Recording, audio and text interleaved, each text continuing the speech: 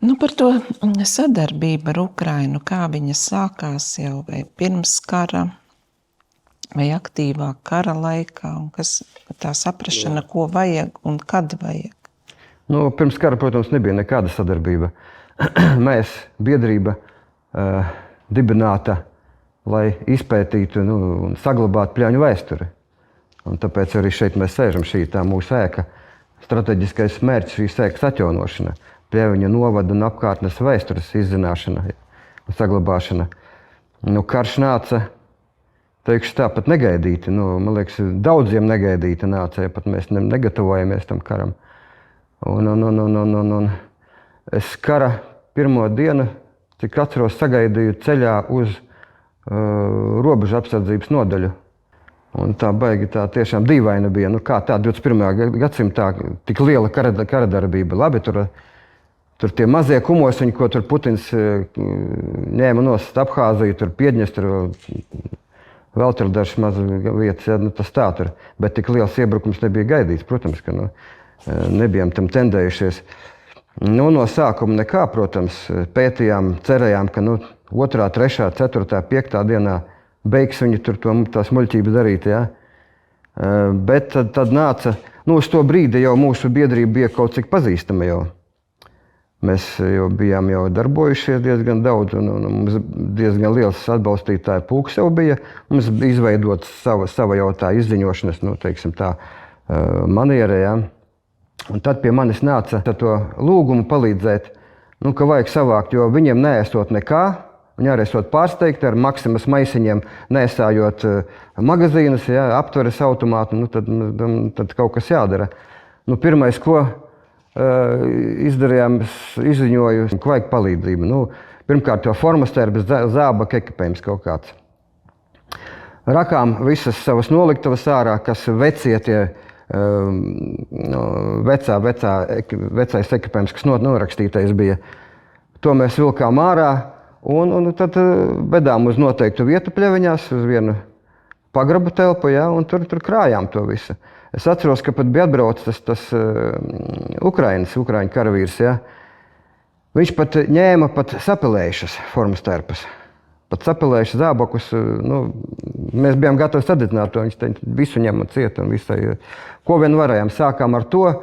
Un Pļaviņu iedzīvotāji biedrības biedri arī bijušie armijnieki savas ekipējumus, ko tur bija pirkuši savā laikā, ja, uzkabes sistēmas, arī to visu sanesa. Bergmans Raimonds pat no Rīgas atveda savu bijušo kādu veco arī formas terpu. Sākam ar formas terpiem. Tad nākošais jau bija, lūdza palīdzību pēc pārtikas, koncentrētā pārtika, konservi. Ziedoja kastēm tās uzturdevas un tās sūtījām uz turien, kuras, atzītas par labām Ukrainas frontē. Ja. Sākām ar to.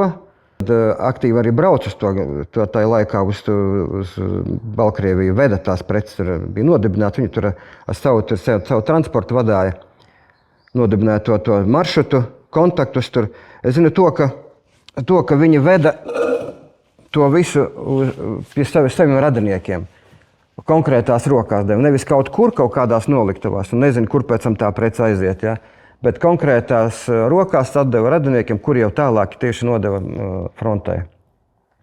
Tad jau tur pēc tam sākās jau nākošie lūgumi pēc kaut kādas optikas ierīcēm, pēc kaut kādas svarīgākām lietām. Tad jau mēs sākam arī izziņojām, Facebookā likām, ja, paziņojumus savos čatos likām, uzrunājām tautu ziedot naudu. Ja līdz karam mums diezgan labi ziedoja naudu šīs ēkas attīstībai, atjaunošanai. Tad visa naudas plūsma aizgāja Ukrainas karavīriem, Ukrainas atbalstam. Pat gribu uzteikt, par cik es ap 4 gadiem, kaut 4 gadus nostaigāju pa Baltkrievijas robežu, man tur izveidojās pazīšanās tādas, un ļoti labas pazīšanās pat. Un pat no tālās Dagdas,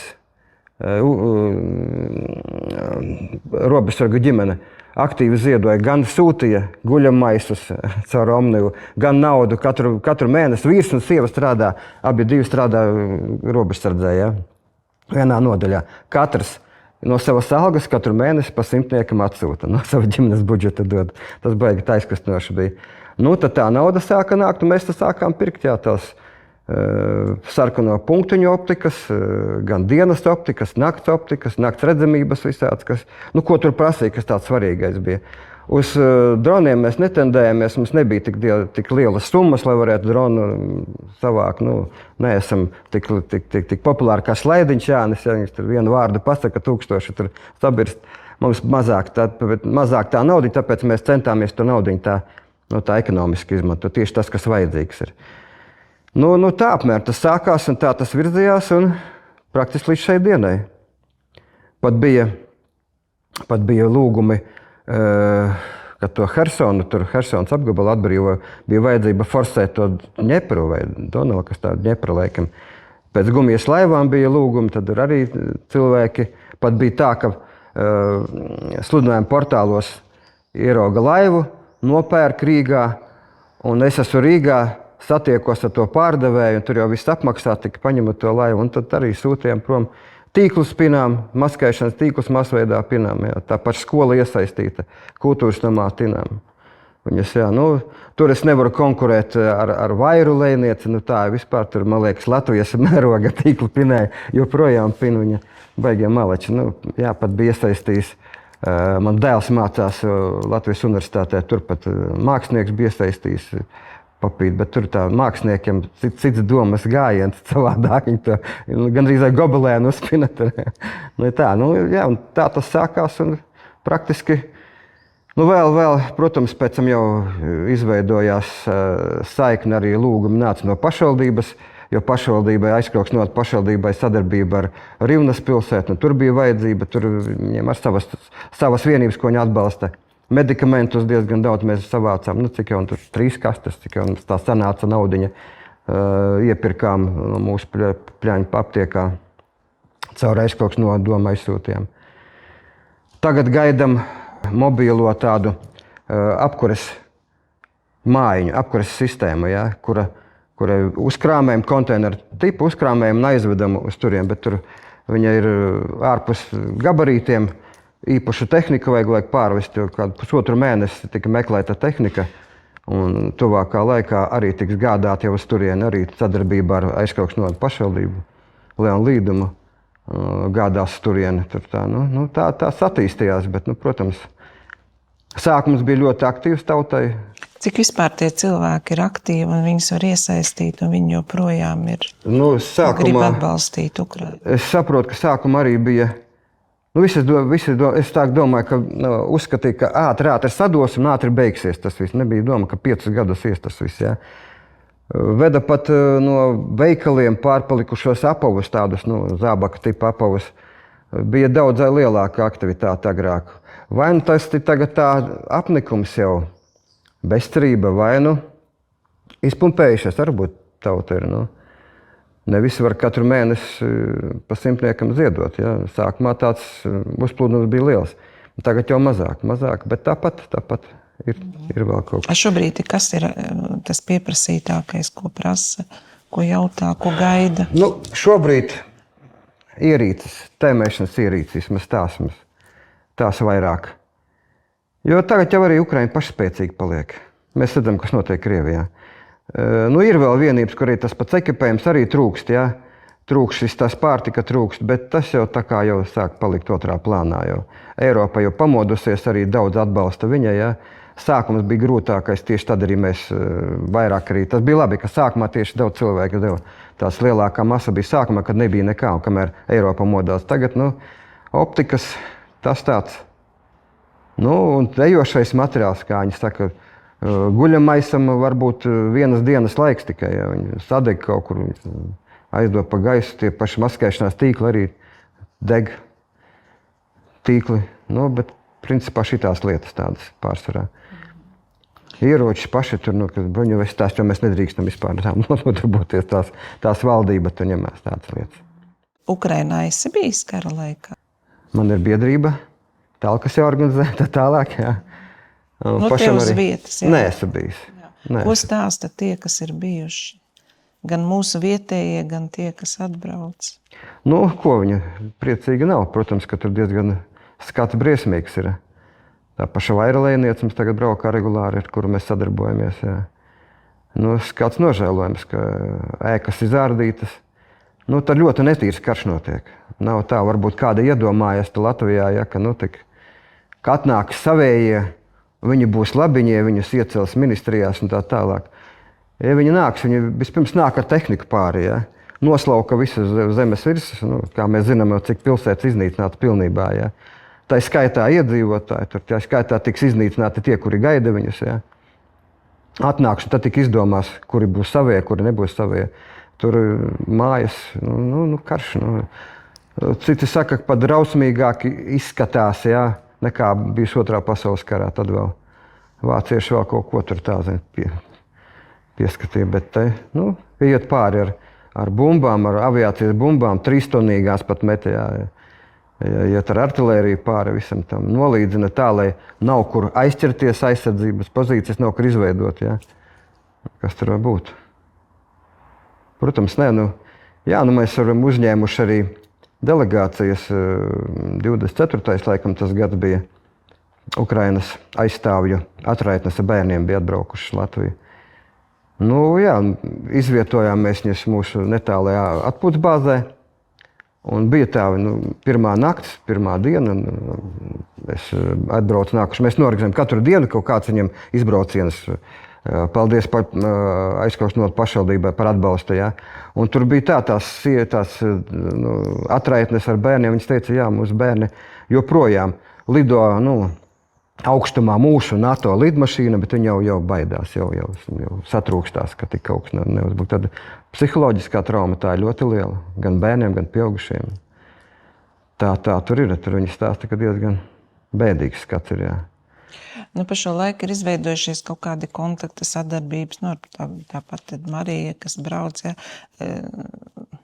vai cik daudz zaudēti cilvēki, šie iepazītie cilvēki, paziņas Ukrainā? Cik daudz zaudē? Nezinu. To grūti man pateikt. Krituši?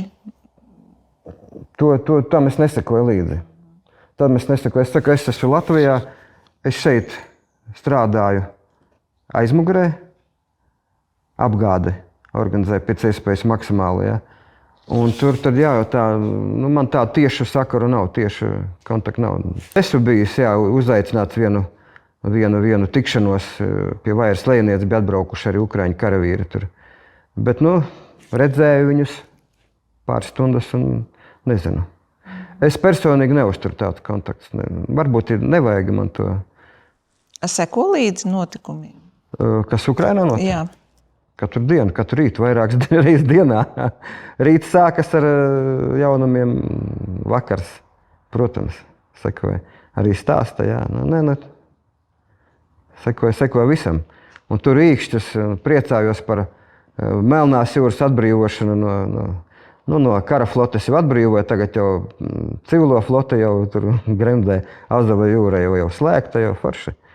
Es ceru, ka tā valsts, kā federācija, drīzumā tiks iznīcināta, ka nepastāvēs kartas. Es ļoti ceru, gribētu piedzīvot. Jo Krievija kā federācija sevi pierādījusi, kā nedarboties spējīga. Visu viņas pastāvēšanas laiku viņa ir visur kaut kur līdus virsū kaimiņiem. Agresija. Tādu ir jāsoda. Tikai jāsoda, tikai tā jāsoda. Labi saprotams, tur kaut kāda Izraela, Hamas tur, vai Amerika, Irāna, tur ir par ko Irānai uzdot. Jā. Bet Ukrainai tas iebrukums ļoti netaisnīgs, negodīgs. Jā. Un tikai tāpēc viņu to iebrucēju vajag sodīt. Stingri sodīt, lai neatkārtojas kaut kas tāds. Nogulējuši esam daudz jau. Sen jau to vajadzēja sodīt, jau pēc Čečenijas vajadzēja sodīt, bet nē, tur tad nāca Gruzija, Abhāzija bija, vai pēc Čečenijas. Ziemeļosetija, nepietika. Ar Krimu nepietika, un tagad tikai sapratām, ka jāsāk sodīt. Sen jau vajadzēja sodīt. Tā ir. Pie mums ar tā situācija paliek ar vienu.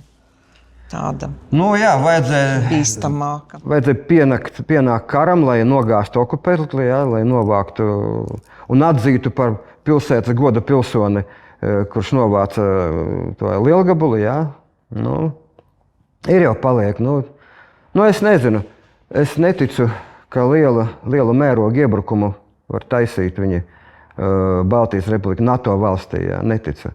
Jo Putins jau tā zaudējis savu seju ar Ukrainu. Viņš zaudētājs, viņš nedrīkst vēlreiz zaudēt. Viņš ir Pēters I, viņš ir atjaunotājs, viņš ir uzvarētājs, viņš nedrīkst būt zaudētājs.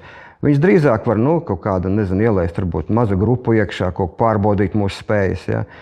Vai visvienkāršākais, laist dronus iekšā, no savas teritorijas, dronus, raķetes, tas vienkāršākais, ja nesanāt nokļūdījāmies, ne to podziņu nospiedām, atvainojiet, aizdo raķeti, Tas var būt, jā, bet tāds liels iebrukums, es neticu. Kaut gan mēs neticējām, ka tas notiks Ukrainā. Jā, mēs arī tā kā ticējām, ka tas karš beigsies, un mēs tā kā tos scenārijus, kad jā. šobrīd ir kaut mēs kāds. Mēs gaidījām, sākumā bija atceries, ka tur kritušos karavīrus neļāva savākt un turēja refrižeratoros un nesūtīja atpakaļ uz Krieviju. Mēs domājam, aizsūtīs beidzot pirmos vagonus, Krievu tauta sapratīs, viss cauri apstāsies. Aizsūtīja vagonu, 100 vagonu. Tad jau domājam, pienāks 50 000 kritušo, apstāsies viņi. Nē, cik jau tagad? 1,5 miljonus, jā, visi to ierindas, cik tur to kritušo 100 000, jā. Tur ir nesaprast, Krieviju nesaprast normāli. Jā, bet var prognozēt to kara beigas vai kaut ko jūt? Ilgtermiņu, jā, dzīvā masa viņiem būs. Dzīvā masa būs par tām naudām, viņiem pietiek. Viņam 140 miljoni, jā.